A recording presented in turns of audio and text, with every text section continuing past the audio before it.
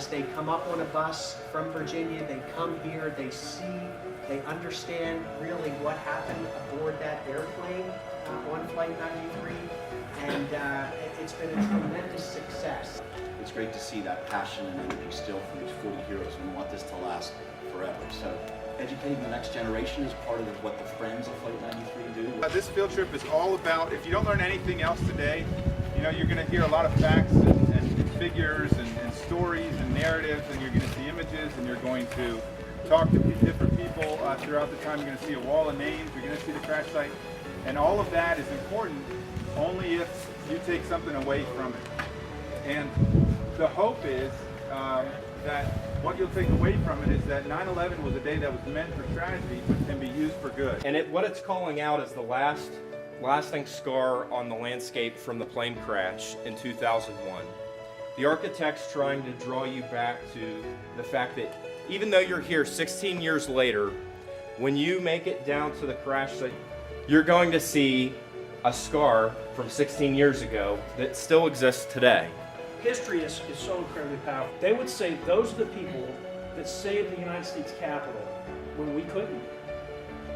The only thing between the U.S. Capitol having met the same fate as World Trade Center were those people in that plane. And in a very short period of time, collectively got together, made a decision, and what's so remarkable is that in the back of that plane, under the watchful eye of terrorists up there guarding the cockpit door, that they took a vote. They put democracy in action in the back of that plane, took a vote, and decided to make a difference and do something and fight for their lives and the lives of others on the ground. And that, in a nutshell, is what I want to convey to you, that no matter how difficult a situation may seem sometimes, or you feel very insignificant in the world, you really can make a difference.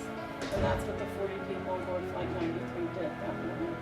And that it's our choice what we want to do with the memory of 9/11. And what we say about 9/11 and what we do with that memory says a lot about who we are. Those 40 amazing men and women truly were some of the first as far as fighting terrorism in these great United States, and that's why we honor them each and every day. This event has this lasting scar because that scar isn't healed over yet. This event is still an active and moving thing. We don't know what the end of the story is. So you'll find that there is no aftermath of September 11th because you're living it. You're living it right now.